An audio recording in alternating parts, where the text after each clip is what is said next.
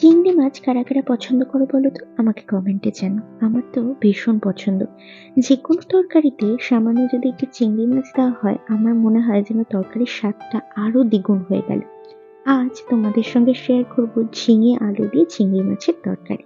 তো প্রথমেই ঝিঙে আর আলুটাকে সুন্দর করে কেটে নিচ্ছি। খুব ছোট ছোট টুকরো করে কাটতে হবে না, বেশ বড় বড় টুকরো করে কাটলে খেতে বেশ ভালো লাগে, আর সঙ্গে তো চিংড়ি মাছ থাকছে। শীতকাল তো প্রায় পড়েই গেছে। এই শীতে বিভিন্ন রকম সবজি দিয়ে চিংড়ি মাছের তরকারি খেতে কিন্তু বেশ ভালো লাগে। এদিকে আমার ঝিঙে আর আলুটাও কাটা হয়ে গেছে। আলুটাকে আমি সামান্য জলে ভিজিয়ে রেখেছি, না হলে আলুটা কালো হয়ে যাবে। এবার কড়াইতে কিছুটা পরিমাণ সাদা তেল গরম করে নেব। তোমরা চাইলে পুরো রান্নাটা সর্ষের তেলেও করতে পারো। এদিকে আমি চিংড়ি মাছগুলো ভাজা বসিয়ে দেবো। আর যা যা জিনিস লাগবে সেগুলো একটু গুছিয়ে নিই। লাগছে একটা পেঁয়াজ, তো পেঁয়াজটা ভালো করে কেটে নেব। সেটাকেও বেশ বড় বড় টুকরো করে কাটবো, খুব মিহি করে কুচাবে না। পেঁয়াজটা কুচানো হয়ে গেছে। এবার আমার এদিকে চিংড়ি মাছটাও ভাজা হয়ে গেছে, সেটাকে অন্য একটা পাত্রে তুলে রাখবো।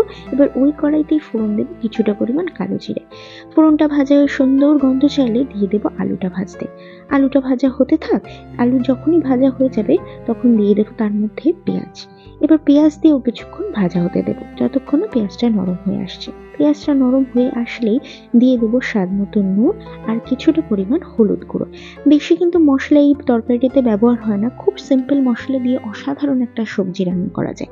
এবার দিয়ে দেবো কিছুটা পরিমাণ কাঁচা লঙ্কার পেস্ট। মশলাটা যাতে পুড়ে না যায় তার জন্য সামান্য জল দিলাম আর একটুখানি দিলাম আদা বাটা। এবার দিয়ে দিলাম ঝিঙে। ঝিঙেগুলো দিয়ে বেশ ভালো করে মশলার সঙ্গে কষাতে হবে। ঝিঙে থেকে প্রচুর জল ছাড়ে। জলটা যখন শুকিয়ে শুকনো হয়ে যাবে একদম, তখন সামান্য জল দিয়ে আবারও কিছুক্ষণ নাড়াচাড়া করতে হবে। ঝোলটা ফুটে উঠলে দিয়ে দেবো আমরা চিংড়ি মাছগুলো। খুব ঝোল কিন্তু রাখবো না, একটু ঘন ঘন হলেই হবে। এবার এতে দিয়ে দেবো স্বাদটা ব্যালেন্স করার জন্য চিনি। ব্যাস রেডি হয়ে গেল আমার ঝিঙে আলু দিয়ে চিংড়ি মাছের ঝোল। কেমন লাগলো রেসিপিটা জানিও কিন্তু। আর একবার হলেও এই রেসিপিটা ট্রাই করে দেখো। যারা যারা সবজি খেতে ভালোবাসো না বা আমার মতো ঝিঙে অতটা পছন্দ করো না, একবার চিংড়ি মাছ দিয়ে বানিয়ে দেখো। আশা করি খুব ভালো লাগবে। আমিও ঝিঙে খুব একটা পছন্দ করি না, কিন্তু এইভাবে যখন বানাই তখন কিন্তু আমার দুর্দান্ত লাগে। একবার ট্রাই করে দেখো। রেসিপি ভালো লাগলে লাইক কমেন্ট শেয়ার করতে ভুলো না। দেখা হবে অন্য একটা ভিডিওতে। টাটা।